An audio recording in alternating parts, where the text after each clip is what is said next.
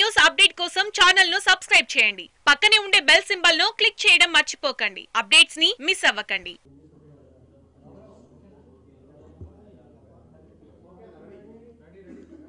Okay,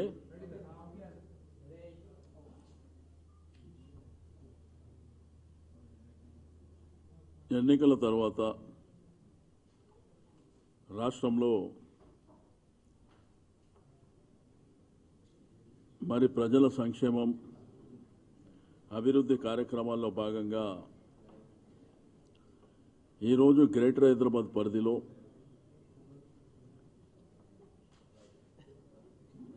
double bedroom ఇళ్ల నిర్మాణాన్ని ఉధృతం చేయడానికి ఒక కార్యాచరణ ప్రణాళికను ఏర్పాటు చేసుకొని ఏవైతే గ్రేటర్ హైదరాబాద్లో 1,00,000 ఇళ్ల నిర్మాణం జరుగుతుందో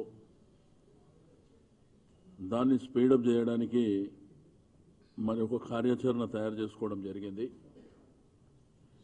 ఎందుకంటే గ్రేటర్ హైదరాబాద్లో ఉన్నటువంటి ప్రజానీకం మరి టీఆర్ఎస్ పార్టీకి బ్రహ్మరథమే పట్టడమే కాకుండా రాష్ట్రంలో గ్రామీణ ప్రాంతంలో ఏ విధమైనటువంటి టీఆర్ఎస్కు బ్రహ్మరథం పట్టినరో మరి గ్రేటర్ హైదరాబాద్లో కూడా సంబంధ వర్గాలు అందరూ కూడా ఎంతో నమ్మకంతో విశ్వాసంతో ఈ ప్రభుత్వం గతంలో చేసినటువంటి 4 సంవత్సరాల 3 మాసాల్లో కేసీఆర్ గారి నాయకత్వం బ్రహ్మాండంగా పనిచేసిందని మనకు స్పష్టంగా ఆ రిజల్ట్స్ రావడం జరిగింది. సరే, రిజల్ట్స్ వచ్చిన తర్వాత ఎవరెవరు ఏం మాట్లాడుతున్నారో మనం అందరం చూస్తున్నాం. ఏకంగా చంద్రబాబు నాయుడు గారు అయితే తిరిగినటువంటి ప్రాంతాన్ని వదిలిపెట్టి మధ్యప్రదేశ్, రాజస్థాన్, ఛత్తీస్గఢ్ కూడా నేనే గెలిపించినట్టు. ఇక అది వింటే నవ్వాలా ఏడవాలా కూడా అర్థమయ్యేటువంటి పరిస్థితి లేదు. ఆయన ఏంటంటే ఈ మధ్యలో ప్రతిదానికి గింజుకుంటాడు. నేను మొదలే ఎలక్షన్ ముందు మీకు చెప్పిన, ఇక్కడనే ప్రెస్ కాన్ఫరెన్స్ ఉన్నప్పుడు ఆయన వస్తే ఇంకా 4 ఓట్లు ఎక్కువ పడతాయని చెప్పిన సేమ్ అదే జరిగింది. అంటే ప్రతి దాంట్లో వేలు పెడితే ఇదే పరిస్థితి ఉంటుంది. డెమోక్రసీలో ఎవరన్నా పోటీ చేసేటువంటి ప్రజాస్వామ్యం ఉన్నప్పటికీ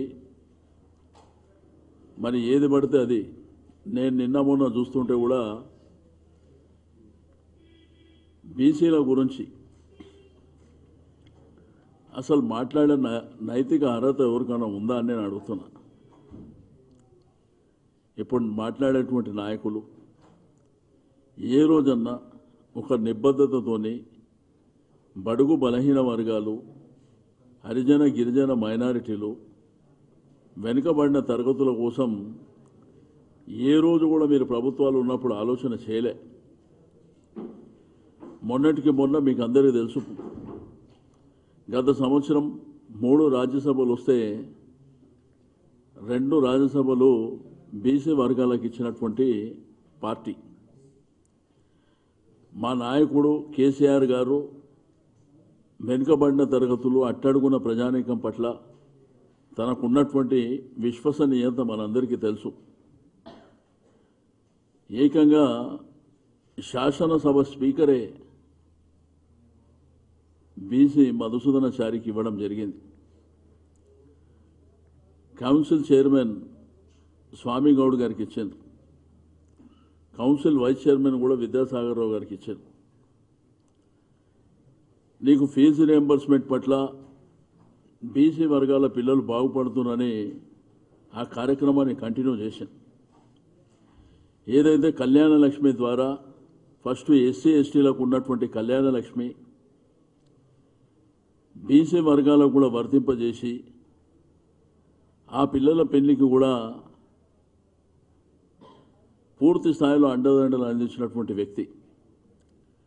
మార్కెటింగ్ ఏదైతే వ్యవసాయ మార్కెటింగ్ కమిటీలు వేసేటప్పుడు అక్కడ కూడా బీసీ రిజర్వేషన్లు పెట్టారు. చెప్పుకుంటూ పోతే చాలా ఉన్నాయి. ఈరోజు రైతు బీమా, రైతు బంధు కార్యక్రమం తీసుకుంటే కూడా అత్యధిక శాతం బీసీ వర్గాల వాళ్ళే ఉన్నారు దాంట్లో. నిన్న మొన్న చూస్తుంటే బీసీల గురించి ఇక పెద్ద పోటుగాళ్ళ లెక్క మాట్లాడుతున్నారు. మొన్న ఎలక్షన్లప్పుడు కూడా టికెట్లు మీరంతా ఏం చేశారో మీకు అందరికీ తెలుసు. ఎంత బీసీ వర్గాలను ఎంత నిర్లక్ష్యం చేశారో మీ పార్టీలో ఉన్న వాళ్ళని. మీకు అసలు మాట్లాడే నైతిక అర్హత ఎక్కడుందని నేను అడుగుతున్నా. ఆయన కృష్ణయ్య గారు కూడా మాట్లాడతారు. ఆ లేబుల్ పెట్టుకొని రాత్రి పోయి పాపం ఎవరితో టికెట్ ఆడపోయి పోటీ చేసి మీరు పోటీ చేసినప్పుడే మీకు అర్హత కోల్పోయారు. ఈరోజు సంబంధ వర్గాలు, హరిజన గిరిజన బడుగు బలహీన వర్గాలు, వెనుకబడిన తరగతులకు శ్రీరామ రక్ష టీఆర్ఎస్ పార్టీ పునర్వైభవం రావాలి, గ్రామీణ ఆర్థిక వ్యవస్థ బలోపేతం కావాలంటే కులవృత్తులను ప్రోత్సహించాలనేటువంటి ఒక మంచి ఉద్దేశంతో ఈరోజు గొల్ల కుర్మలు కానివ్వండి, మత్స్యకారులు కానివ్వండి, చేనేత కానివ్వండి, గీత కానివ్వండి, ఇట్లా అన్ని వర్గాలకు ప్రోత్సాహం అందించి ముందుకు తీసుకెళ్తున్నాం. ఇక్కడ అత్యంత ధనవంతులు, ఇక్కడ అత్యంత విలువైనటువంటి భూమి కోకాపేట్. ఆ భూములు కూడా బీసీ వర్గాలకు సంబంధించినటువంటి వారి యొక్క హాస్టల్ కానీ కళ్యాణ మండపాలు కట్టేయడానికి అత్యంత అంటే 20 కోట్ల ఎకరం ఉంటుంది అక్కడ. ఎకరం 20 కోట్లు. అటువంటి స్థలాలు బీసీ వర్గాలకు ఇచ్చినటువంటి గొప్ప నాయకుడు కేసీఆర్ గారు. ఇక వాళ్ళు మాట్లాడతారు, వాళ్ళకు మొక్కాలే, ఇంకా బుద్ధి రాలే. మొన్ననే ఎలక్షన్లు అయినాయి. ఎలక్షన్లు అయ్యి రిజల్ట్స్ వచ్చి కూడా 11వ తారీఖు నాడు వచ్చినాయి. అసలు కాంగ్రెస్ పార్టీకి బీసీల గురించి మాట్లాడే నైతిక అర్హతనే లేదు. ఉన్నాయన్నీ మీరే పంచుకుంటుంది, మళ్ళీ ఈరోజు వచ్చి బీసీల గురించి మాట్లాడతారు. కాబట్టి ఈరోజు 100% తెలంగాణ రాష్ట్ర వ్యాప్తంగా ఉన్నటువంటి బడుగు బలహీన వర్గాలకు అండదండలు అందించాలి, వారిని ఆర్థికంగా బలోపేతం చేయాలి, సామాజికంగా రాజకీయ బలోపేతం చేయాలంటే అది కేసీఆర్ గారు తప్ప ఏ పార్టీలు ఏ ప్రభుత్వాలు గతంలో చేయలే. రెండోది, మా ముఖ్యమంత్రి గారికి ఉన్నటువంటి గొప్పతనం ఏంటంటే అత్యున్నతమైనటువంటి అవకాశాలు ఇచ్చినప్పటికీ ఏ రోజు ఆయన చెప్పడు. గతంలో అసెంబ్లీలో ఎవరికన్నా ఒక పోస్ట్ ఇస్తే 100 సార్లు చెప్పుకుంటుండే అసెంబ్లీలో బయట. మా సీఎం గారు ఎప్పుడు చెప్పలే. 2 బీసీలు మీరు చూసారు రాజ్యసభ రీసెంట్గానే జరిగినాయి. ఒక ముదిరాజు, ఒక యాదవ. వాళ్ళ జీవితంలో ఎప్పుడన్నా ఆలోచన మీరు పంచుకోవాలి, మీరు గుంజుకోవాలి, ఢిల్లీలో దాకా ఫైర్వేల్ చేసుకోవాలి, ఇదే చూసారు తప్ప ఏ రోజు కూడా ఈ వర్గాల గురించి ఆలోచించినటువంటి దాఖలాలు లేవు. కాబట్టి ఈరోజు సమాజానికి మొన్నటి రిజల్ట్స్ ఒక లెసన్. అంటే తెలంగాణలో ఉన్నటువంటి కాంగ్రెస్ పార్టీకే కాదు, మీ గతంలో కూడా చాలాసార్లు చెప్పిన భారతీయ జనతా పార్టీ మేము ఆల్టర్నేటివ్ అంటే నేను ఇక్కడే చెప్పిన ఉన్నది గెలువునరా బాబు అని చెప్పి ఆ రోజు కూడా చెప్పిన. ఒక్క సీట్ అది కూడా మరి ఎట్లా గెలిచారో తెలుసు.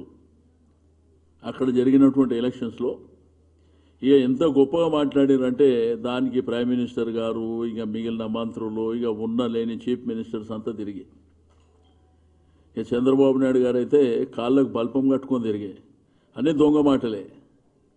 ఆయన చెప్తాడు, తమ్ముళ్ళు ఇంటింటికి ఉద్యోగం ఇస్తారా అని సిగ్గు ఉండాలి. జాబు కావాలంటే బాబు రావాలి అని చెప్పారు. గురువింద గింజ సామెతలాగా పార్టీ మారిన ఎమ్మెల్యేలని ఓడించండి తమ్ముళ్ళు అంటాడు. సిగ్గులేదు. 23 మందిని చేసుకొని అందులో 4 మంత్రులను చేసి ఇప్పుడు కేసీఆర్ గారు ఫెడరల్ ఫండ్ కోసం తిరుగుతా కూడా గింజుకుంటాడు ఆయన పెద్ద ఘనకార్యం చేసిండట. ఎన్టీ రామారావు గారు పెట్టినటువంటి పార్టీని ముంచి కాంగ్రెస్ ఉందని కాళ్ళ దగ్గర పెట్టి మళ్ళీ ఈరోజు ఘనకార్యం చేసినట్టు. ఇంతకుముందు నేను ప్రెస్ కాన్ఫరెన్స్ కూడా చూసిన, అన్ని ఇన్స్టిట్యూషన్స్ పెట్టిండట. ఏ ఇన్స్టిట్యూషన్ పెట్టిండా అక్కడ? అవన్నీ గవర్నమెంట్ ఆఫ్ ఇండియా ఇచ్చినాయి. అన్నీ అబద్ధాలే. రోజు పొద్దునకి 3 సార్లు టీవీలో కనిపించాలి, దినానికి 3 సార్లు కనిపించాలి. నా అందమైన ముఖాన్ని చూడండి ప్రజలారా, నేను చేసినటువంటిది. మాట్లాడితే హైదరాబాద్ కట్టినా, అమరావతి 4 ఏళ్ళు అయిపోయింది, ఏమైంది? నీకు ప్రజల అవకాశం ఇచ్చి ముఖ్యమంత్రి చేసి ఒక హైటెక్ సిటీ కట్టి ఆధునిక తెలంగాణ తెచ్చిండట. అసలు ఆ స్టేట్మెంట్ లేదా? నవ్వుకుంటారు. తిరిగాడు హైదరాబాద్ అంతా. ఇంకా నా సనత్ నగర్లో నుంచి స్టార్ట్ చేసి, నేను ఆ రోజు కూడా ఇక్కడనే మీరు అడిగితే చెప్పిన, సనత్ నగర్ వస్తా అంటుండు, సనత్ నగర్లో తిరుగుతాడంట. ఇక్కడనే నేను చెప్పిన 4 ఓట్లు పడతాయి, కొంత ఎక్కువనే వస్తాయి కదా తిరిగితే. ఇంకొక ఆయన హీరో ఉన్నాడు, బుల్బుల్ తొత్తలు. ఎందుగా మాట్లాడనీకు కూడా రాంది, ఎందుక మీకు ప్రచారం? తొత్తు ఏందా భాష? బుల్బుల్ బుల్బుల్ రాకపోతే గమ్మున ఇంటికాడ ఉండొచ్చు కదా. ఇక వీళ్ళు ఇక వాళ్ళ డబ్బుల కథ, ఇక వాళ్ళ అధికార దుర్వినియోగం పక్క రాష్ట్రానికి వచ్చి ఇప్పుడు తెలుస్తుంది కదా. ఎలక్షన్స్ వస్తున్నాయి, అక్కడ తెలుస్తుంది ఏంది కథ అనేది. కరప్షన్ అంట ప్రపంచంలో అంటే తక్కువ కరప్షన్ ఉన్నటువంటి రాష్ట్రం అంట 3వ స్థానంలో ఉన్నట్టు. ఇక దయ్యాలు వేదాలు వల్లిస్తాయా? దేశంలో కరప్షన్ నంబర్ 1 ఉంది ఆంధ్రప్రదేశ్ అని చెప్పి అక్కడ ఉన్నటువంటి ప్రజానికం చెప్తాం.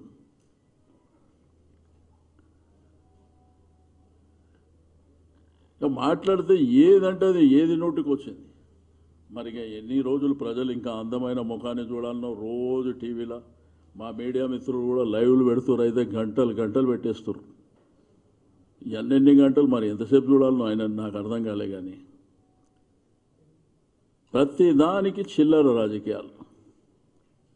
కనీసం మొన్న ఎలక్షన్లో ఇక్కడ జరిగినటువంటి ఎన్నికల్లో ఆ రిజల్ట్స్ వచ్చినాకన్నా బుద్ధి వస్తుంది అనుకున్నాం. ఎట్లా మాట్లాడేది? ఇక్కడికి వచ్చి డబల్ బెడ్రూమ్ ఇల్లు కట్టించిరా తమ్ముళ్ళు అని అడుగుతున్నాను. నువ్వు కట్టినావు? నేను అక్కడ ఉన్నటువంటి ఆంధ్రప్రదేశ్ ప్రజలకు కూడా నేను ఈ సందర్భంగా పిలిపిస్తున్నా. ఇక్కడికి వచ్చి ఆయన మొన్న మాట్లాడిండు, పార్టీ మారిన ఎమ్మెల్యేలని ఓడగొట్టాలని చెప్పిండు. నేను ఇక్కడ నుంచి ఛాలెంజ్ చేస్తున్నా, నువ్వు ఇక్కడ ఏదైతే మాట్లాడినావో మీడియాలో రికార్డ్ అయి ఉంది. నీకు ధైర్యం ఉంటే వాళ్ళతో రాజీనామా చెప్పి. రెండోది, ఇంటింటి ఉద్యోగాలు వచ్చినాయి అంటున్నావు. నువ్వు ఇంటింటి ఉద్యోగం ఇచ్చినావా చెప్పాలి. ఎందుకంటే జాబు కావాలంటే బాబు రావాలని నినాదం పెట్టిరు మీరు. ఎన్ని ఉద్యోగాలు ఇచ్చినావో చెప్పాలి. డబల్ బెడ్రూమ్ ఇళ్ళ గురించి ఇక్కడికి వచ్చి మాట్లాడతారు. మేమంట ఖాళీ ఫామ్ హౌస్ కట్టినామంట. మరి నీలాగా జుబ్లీహిల్స్ అందమైన బంగ్లా మేము కట్టలేము కదా. నోటికి బట్ట లేదు, ఏది పడితే అది మాట్లాడేస్తాం. ఇక దొరికిన డబ్బు విచ్చలవిడిగా. రెండోది, ఎలక్షన్ జరుగుతుంటే ఒకడు సర్వే అంటాడు, వాడు ఒకడు 420. అదే కొన్ని లక్షల మంది, కొన్ని వేల మందిని ముంచేసాడు. వేల మంది పాపం వాళ్ళు బెట్టింగ్లు. వాళ్ళు ఎప్పుడో తిరగబడి కొడతారు. ఎందుకంటే అప్పుడు ఆ టైంలో జరిగినటువంటి అతను ఏదైతే ప్రెస్ కాన్ఫరెన్స్లో ఆ సర్వే చెప్పిండో కొన్ని వేల మంది నష్టపోయారు. దాంట్లో నష్టం జరిగింది కూడా ప్రధానంగా విజయవాడ, గుంటూరు, ఈస్ట్ గోదావరి, తూర్పుగోదావరి పశ్చిమ గోదావరి చాలామంది నష్టపోయారు వాళ్ళే. ఆ దొంగ సర్వేలు ఇది ఒక గూడు పుటాని దొంగలంతా కూర్చొని సీక్రెట్ మీటింగ్లు పెట్టుకొని చేసినటువంటిది అది. దానికి మెయిన్ పాత్రుడు చంద్రబాబు నాయుడు, సూత్రధారి పాత్రధారి.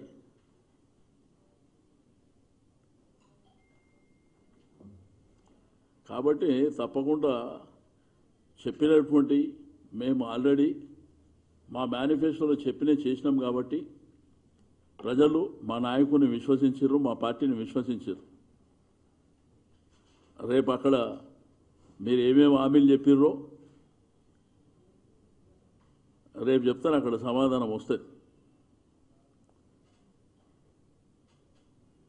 కాబట్టి ఈ విధమైనటువంటి వాతావరణం ఉంది. నేను ప్రత్యేకించి చెప్పేది ఒకటే, బీసీల గురించి ఈ రాష్ట్రంలో మాట్లాడే నైతిక అర్హత ఎవ్వడికి లేదు.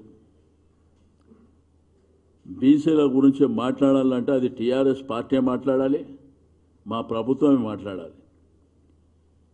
ఎందుకంటే మీకు చిన్న ఎగ్జాంపుల్ చెప్తా నేను. కళ్యాణ లక్ష్మి ద్వారా కొన్ని లక్షల మంది లబ్ధి పొందుతుంది బీసీలే. రైతు బంధు, రైతు బీమా ద్వారా అత్యంత లబ్ధి పొందుతుంది బీసీ వర్గాలే. దీంతో పాటు ఉన్నతమైనటువంటి ఈ భారతదేశంలో ప్రజాస్వామ్య దేశంలో అత్యున్నతమైనటువంటి పార్లమెంట్ అందులో రాజ్యసభలో కూడా బీసీలని గతంలో చేసిండు, మొన్న కూడా చేసిండు. ఇక రెండోది మనందరికీ తెలుసు అసెంబ్లీ కౌన్సిల్, ఇవి పవిత్రమైనటువంటి అక్కడ కూడా. కానీ ఏ రోజు కూడా డబ్బా కొట్టుకోలే. నేను గత అసెంబ్లీలలో చూసిన, ఎవరికన్నా ఒక పదవి ఇచ్చిందంటే ఇక వాడి కర్మ అని పేరు ఇని ఆఖరికి రాజీనామా చేసి పారిపోవాలి అన్నిసార్లు చెప్తుండే.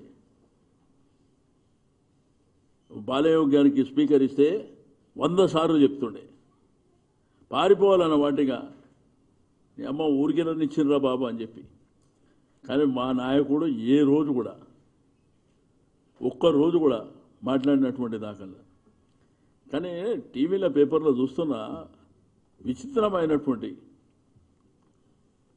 తిరిగింది తెలంగాణలో, ఛత్తీస్గఢ్, మధ్యప్రదేశ్, రాజస్థాన్ ఎట్లా గెలిచిండంటే అడగాలన్నా కదా, మీరు కూడా అడగాలి కదా. అంటే మీరంటే మీరు కాదు, అక్కడ ఉన్నటువంటి ప్రెస్ కూడా అడగాలి కదా. తిరిగి అక్కడ ఎట్లా గెలిచారు, ఆడ కూడా లైవ్లు పెట్టినరేమో మరి. మధ్యప్రదేశ్, ఛత్తీస్గఢ్, రాజస్థాన్లో కూడా పెట్టినట్టు. ఈయన అందం చూడడానికి వస్తున్నారు, అక్కడ కూడా ఉన్నట్టుంది, చాలా డిమాండే ఉన్నట్టుంది. కాంగ్రెస్ వాళ్ళు కలిసే ఇక్కడ మునిగే, రేపు దేశంలో కూడా నిండా మునుగుతారు గ్యారంటీగా.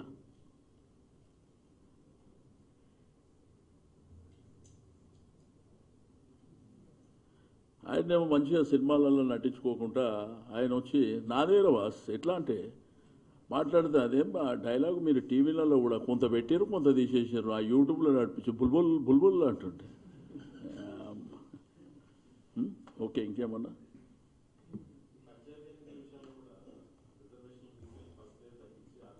ఇప్పుడు అదేంటంటే చట్టపరంగా జరిగేటువంటి అంశాల్లో రోజు మీరు టీవీలో పేపర్లో కూడా చూస్తుండ్రు. ప్రభుత్వ పరిమితులు ఎంతవరకు ఉంటాయో మనందరికీ తెలుసు. ఇక్కడ హైకోర్టు కానివ్వండి, సుప్రీంకోర్టు డైరెక్షన్ బిలో 50% ఉండాలనేటువంటిది. అంతేగాని ఏదో ప్రభుత్వం కావలసుకొని చేసింది అనే విధంగా క్రియేట్ చేస్తారు. అది చాలా తప్పు. పంచాయతీ ఎలక్షన్ పెట్టాలి అనేటువంటి సంకల్పం మీకు ఎలక్షన్ల ముందు నుంచి చెప్తున్నాం.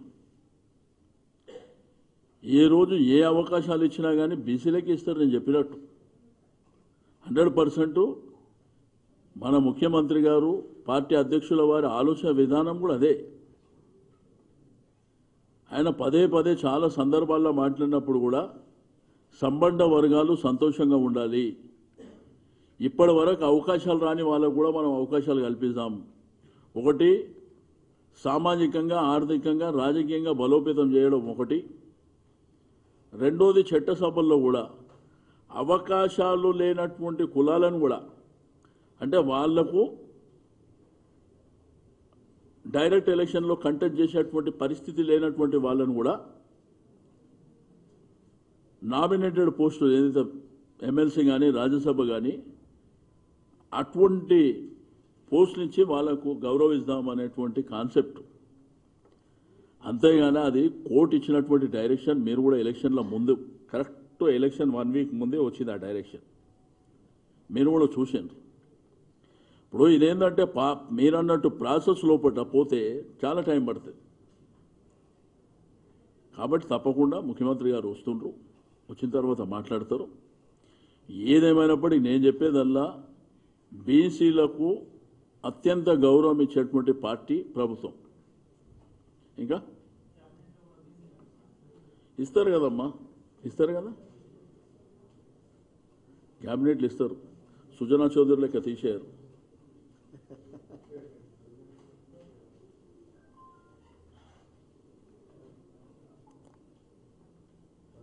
ఎనీబడి?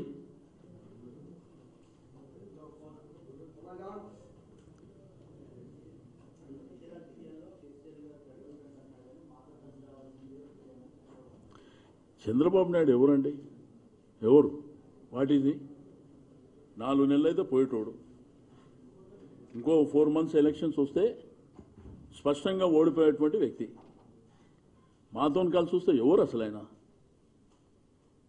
ఇప్పుడు ఆయన ఏంది ఆయన పరిస్థితి మొన్న ఎలక్షన్లు ఇక్కడ చూసిండ్రు. కానీ నాకు మీకు సరే మీకు ఎంతవరకు డీటెయిల్ తెలియదు కానీ తెలుగుదేశం పార్టీ జాతీయ పార్టీ. ఏ రాష్ట్రంలో శాఖ ఉందో చెప్పగలుగుతారు ఎవరన్నా? 29 రాష్ట్రాలు ఈ దేశానికి. ఏ రాష్ట్రంలో వాళ్ళ ఆర్గనైజేషన్ ఉంది? ఏ రాష్ట్రంలో కంటెస్ట్ చేశారు? ఆయన జాతీయ పార్టీ అధ్యక్షుడు. మాతో కలిసి రావాలంటే ఎవరితో కలిసి రమ్మంటారు? ఫెడరల్ ఫ్రంట్ అనేటువంటి ఒక రూపకల్పన చేసి అసలు ఈ దేశంలో ఉన్నటువంటి సంపద కానీ వనరులు కానీ ప్రజలకు ఏ పద్ధతిలో ముందు తీసుకువెళ్ళాలనేటువంటి ఆలోచన కాన్సెప్ట్ ఇప్పటివరకు ఎవరు చెప్పలే. ఊరికినే తన రాజకీయ పబ్బం గడుపుకోవడానికి ఒకరు లేరు కాబట్టి ఇంకోళ్ళని చూసుకుంటా అని చెప్పి గింగిరాలు తిరుగుతుండే ఆయన తప్ప వేరేవాడు కాదు. ఆయనకి అతి లేదు గతి లేదు. ఇప్పుడు చూడండి ఆయన పోయి వచ్చిండు. ఆ రోజు కూడా నేను టీవీలో పేపర్లో చూసిన. అక్కడ ఏందంటే దేశ రాజకీయాల పరిస్థితి ఈరోజు కరెంటు పరిస్థితిలో ఉన్నది. బీజేపీని కాంగ్రెస్ని ఎవరు నమ్ముతలేరండి. ఏదో ఛత్తీస్గఢ్, మధ్యప్రదేశ్, రాజస్థాన్ లాగా పోలరైజేషన్ జరగదు. ఇప్పుడు చూడు ఉత్తరప్రదేశ్ లేటెస్ట్ నిన్నటిది, మేమిద్దరమే పొత్తులలో కంటెస్ట్ చేస్తామని మాయావతి, అఖిలేష్. కాంగ్రెస్ కూడా అవకాశం ఏమని చెప్పారు వాళ్ళు. రీజనల్ పార్టీలు రేపు చాలా బలంగా ఉంటాయి, పెద్ద ఫోర్స్ కింద ఉంటాయి. మీకు బీజేపీకి కానీ లేకపోతే కాంగ్రెస్ పార్టీకి కానీ, కాంగ్రెస్ పార్టీకి 100 సీట్లు కూడా రావు, బిలో 100 వస్తాయి. బీజేపీకి పెద్ద గొప్ప ఏం లేదు. 120, 130 మధ్యల కంటే వాళ్ళు కూడా పోయేటట్టు లేదు దూరం. ఎందుకంటే ఆయన కూడా గ్రాప్ పడిపోయింది. మొన్న జరిగినటువంటి ఎన్నికలు కూడా మీరు చూసినారు. కాబట్టి చంద్రబాబు నాయుడు గారేమో ఆయనంతలో ఆయన ఊహించుకుంటాడు తప్ప అది సెల్ఫ్ మేడ్. డబ్బా కొట్టుకొని తిరుగుతుంది, సొంత డబ్బా. కాబట్టి ఇక్కడ జరుగుతున్నటువంటి పరిణామాలు ఇప్పుడు మాకేందంటే దేశంలో మేము ఇప్పుడు నంబర్ 1 ఉన్నాం. ఫస్ట్ గెలిచి నిలబడ్డంలో మేమే. దేశ రాజకీయాలల్లో రాష్ట్రాలుగా అయినప్పటికీ ఫస్ట్ కరెంటు పొజిషన్లో ఉన్నది మేమే. కాబట్టి డెఫినెట్గా మన ముఖ్యమంత్రి గారి ఆలోచన ఏంటంటే తనకు ఒక గోల్ ఉంది, ఒక కాన్సెప్ట్ ఉంది. ఎందుకంటే 24 గంటల కరెంటు మనకు లైవ్గా ఇక్కడ జరిగేటువంటి. రెండోది మీకు ఇరిగేషన్ ప్రాజెక్టులు అంటే గోదావరి జలాలని, సముద్రంలో పోయే జలాలని ఏ విధంగా వాడుకోవాలి కృష్ణా గోదావరి ఆల్రెడీ ప్రాక్టికల్గా ఉంది ఇక్కడ. రెండోది, గ్రామీణ ప్రాంత ప్రజలకు కూడా తాగునీరు ఇచ్చేటువంటి కాన్సెప్ట్ ఎక్కడ లేదు దేశంలో. డబుల్ బెడ్రూమ్ కూడా ఎక్కడ కాన్సెప్ట్ లేదు. కాబట్టి తనకు ఆలోచన ఉంది, అది ప్రజల మధ్యలో పెడుతుర్రు అని చెప్పేది అదే కదా. నీకు లేకపోతే నాకేస్తారు, నాకు లేకపోతే నీకేస్తారు అనేది పోవాలని.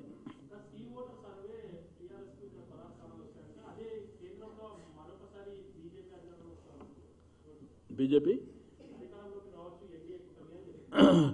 ఎన్డీఏకు కానీ కాంగ్రెస్ కానీ అధికారంలో రావడం కల్లా అది జరగదు. ఇప్పుడు మాకు 16 సీట్లు వస్తాయన్నమాట వాస్తవం. ఒకటి ఎంఐఎంకి వస్తుంది, మిగిలిన 16 మాకు వస్తాయి. బట్ రీజనల్ పార్టీస్ రోలే రేపు గవర్నమెంట్ ఫార్మేషన్ ఉంటుంది. రీజనల్ పార్టీసే చేయవచ్చు. అదే పరిస్థితి ఉన్నది ఇప్పుడున్న ప్రాక్టికల్ పరిస్థితిలో. మీకు బీజేపీ ఏం పెద్దగా పెరుగుతలేదు, సేమ్ టైం కాంగ్రెస్ కూడా ఏం పికప్ అవుతలేదు. ఛత్తీస్గఢ్, రాజస్థాన్ కానీ మధ్యప్రదేశ్ ఏమో ఇక వాళ్ళు లేకపోతే వీళ్ళన్నట్టు వేసిర్రే ఓట్లు తప్ప అక్కడేం పెరిగినటువంటి పరిస్థితులు ఏం లేవు. అక్కడ రాహుల్ గాంధీ గొప్పతనమో, సోనియా గాంధీ గొప్పతనమో, లేకపోతే కాంగ్రెస్ పార్టీ గొప్పతనం ఏం లేదు. వాళ్ళు వద్దనుకుని వీళ్ళని గెలిపించుకుని అంతే. ఇక్కడలాగా వచ్చినటువంటి పరిస్థితులు కాదు అక్కడ. కాబట్టి కాంగ్రెస్ బీజేపీ గ్రాఫ్ చాలా పడిపోయింది. అందుకే వాళ్ళు ఈ నెల 2 నెలలు ఏమేమో జిమ్మిక్కులు చేయాలని వాళ్ళు ప్రయత్నం చేస్తారు. కానీ అల్టిమేట్గా రేపు రీజనల్ పార్టీసే ఒక ఫోర్స్ కింద ఉంటాయి, గవర్నమెంట్ కూడా ఫార్మ్ చేస్తాయి. అవే పరిస్థితి వస్తుంది.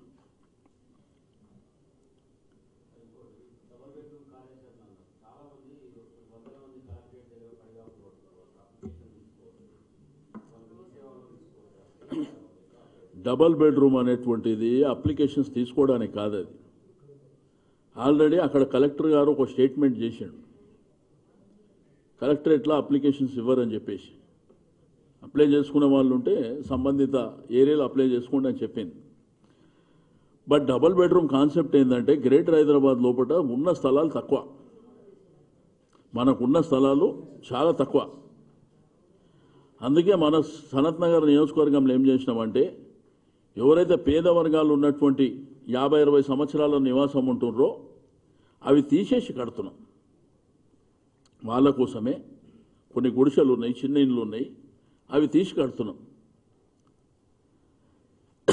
ఇప్పుడు లక్షల మంది అప్లై చేసుకుంటారండి. రాజీవ్ గురకాలు పట్లనే అప్లై చేశారు. 1000-2000 రూపాయలు కట్టారు అప్పుడు అఫీషియల్గా. ఎవరు కూడా ఇండ్లు రాలే. కానీ మేము కడతాన్న 1,00,000 ఇండ్లు మాత్రం కడతాం, డెఫినెట్గా కడతాం. ఇక దాంట్లో ఏంటంటే అప్లికేషన్స్ ఇప్పుడు ఏమంటారంటే మేము సార్ కిరాయి ఇళ్లలో ఉన్నామంటారు. అట్లా హైదరాబాద్లో దగ్గర 30-40 లక్షలు ఉంటారు. హైదరాబాద్ సిటీలో, గ్రేటర్ హైదరాబాద్లో అదంతా ఈజీ కాదు. ఉన్నంతలో గవర్నమెంటు దశల వారీగా కార్యక్రమాన్ని తీసుకెళ్తుంది. ఎట్లయితే బెనిఫిషరీస్ని దశల వారీగా మనం తీసుకొని వెళ్తామే తప్ప ఓవరాల్గా అన్నీ జరుగుతాయని మేము ఏరూ చెప్పలే. గ్రామాలలో కానీ పట్టణాలలో కానీ ఆయన డబుల్ బెడ్రూమ్ కూడా అడిగిండు. కానీ ఆ డబుల్ బెడ్రూమ్ అడిగితే ఆయనకు హైటెక్ సిటీ దగ్గర ఆ టవర్స్ కనిపించే ఫోటో వేసారు ఏదో పేపర్లో. ఆయన స్పీచ్ మాట్లాడుతుంటే వెనక టవర్స్ కనిపిస్తున్నాయి, ఒక పేపర్లో చూసిన. అంటే ఆయన టవర్లన్నీ ఆయనే కట్టించింది. మా దగ్గర ఉండే డబుల్ బెడ్రూమ్ ఎట్లుందంటే నేను ఈరోజు కూడా పొద్దున విజిట్ చేసి వచ్చిన. మన నెక్లెస్ రోడ్ ఉంది కదా, నెక్లెస్ రోడ్, ఆ నెక్లెస్ రోడ్ మీద కడుతున్నాం మనం. 400 హౌసెస్ కడుతున్నాం. చాలా స్పీడ్గా జరుగుతుంది పని. కాబట్టి ఇవన్నీ ఉన్నాయి. ఇంకా మాట్లాడేది చాలా ఉన్నది కానీ ఇక ఏం చేస్తాం. మళ్ళా ఆయన ఉన్నది, ఇంకా టైం కూడా ఉంది కదా, ఎలక్షన్స్ కూడా ఉన్నాయి ఏపీలో. అక్కడ వెళ్ళే మాట్లాడదామని. ఇక్కడ మాట్లాడితే వెళ్తా కదా, నాకు కూడా అక్కడ జరా ఏ పార్టీ ఏమున్నది మా చెప్పడానికి. ఈడ వచ్చి దొంగ మాటలు చెప్పారు కదా, ఆడేం చేశారో అడగడానికి వెళ్తే చాలు. ఏ పార్టీ అని ఏముంటుంది.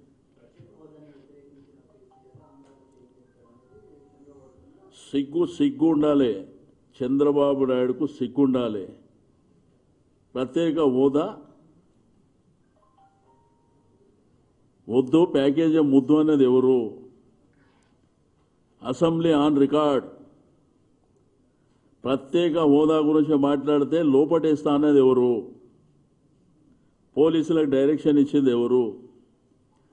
ఇప్పుడు వినడానికి ఏపీలో ప్రజలు ఉన్నారు. అక్కడ రోజు మన ఛానల్స్లో గంటలు ప్లే చేస్తారు కాబట్టి ఆడ చెప్పుకోవచ్చు. మా దగ్గర చెప్తే మాత్రం అంత ఈజీగా ఉండదు. ఎందుకంటే అక్కడ వినడానికి ఏది చెప్పినా చెప్తే నమ్మడానికి, సరే ప్రజలు విశ్వసిస్తారా లేదా అనేది పక్కన పెట్టేస్తే, ప్రత్యేక హోదా వద్దు, ప్యాకేజీ ముద్దు, అది నిండు శాసనసభల చంద్రబాబు నాయుడు గారు చెప్పినటువంటి మాటలు. అదేమన్నా సంజీవని అని మాట్లాడింది కూడా ఆయన్నే. ఆ తర్వాత ప్రత్యేక హోదా గురించి మాట్లాడితే లోపటేపిస్తా అనేది కూడా ఆయననే. సిగ్గు లేకుండా 4 ఏళ్ళు మాట్లాడి ఇప్పుడు కేసీఆర్ గారు వద్దన్నారని మాట్లాడితే, రెండోది నరేంద్ర మోడీ ఏజెంట్లు జగన్, పవన్ కళ్యాణ్, కేసీఆర్ అని మాట్లాడుతున్నాడు. కనీసం సిగ్గు శరం ఉండాలి కదా. 4 ఏళ్ళు కదా వాళ్ళతో సంసారం చేసింది. 4 ఏళ్ళు సంసారం చేసి నువ్వు నామేమున్న వెంబడి 4 ఏళ్ళు నువ్వే కదా ఉన్నది.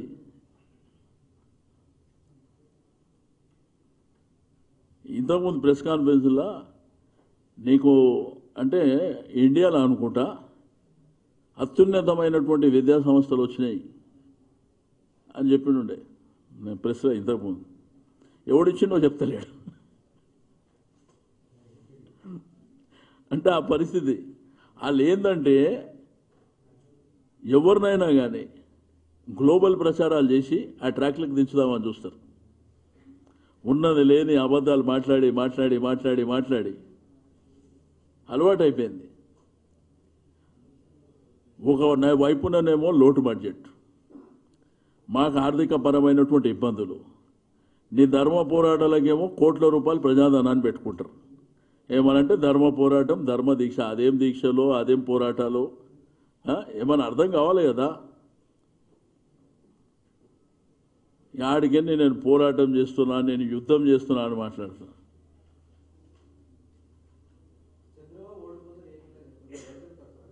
ఏమ్మా, చంద్రబాబు నాయుడు గారు ఓడిపోతారని తెలుసు నాకు, ఎవరు గెలుస్తారని తెలియదు. 101% వాళ్ళ గవర్నమెంట్ పోతుందని తెలుసు. 101%. కావాలంటే మీరు సర్వే చేసుకోండి. లగడపాటి సర్వేలు కాదు, సర్వేలు చేయండి. సర్వేలు చేయండి. 101%. అంటే అక్కడ ఓటింగ్ కూడా రేపు ఎట్లా జరుగుతుంది ఎరికన్నా, మాకు చంద్రబాబు నాయుడు వద్దు, చంద్రబాబు నాయుడు మాకు వద్దు అనే ఓటింగ్ జరుగుతుంది. ఎవరు గెలుస్తారో వాళ్ళ అదృష్టం. Thanks for watching. Please like, comment, share. Follow on Facebook, Google+, Twitter, Instagram. For more updates, please subscribe Great Telangana TV.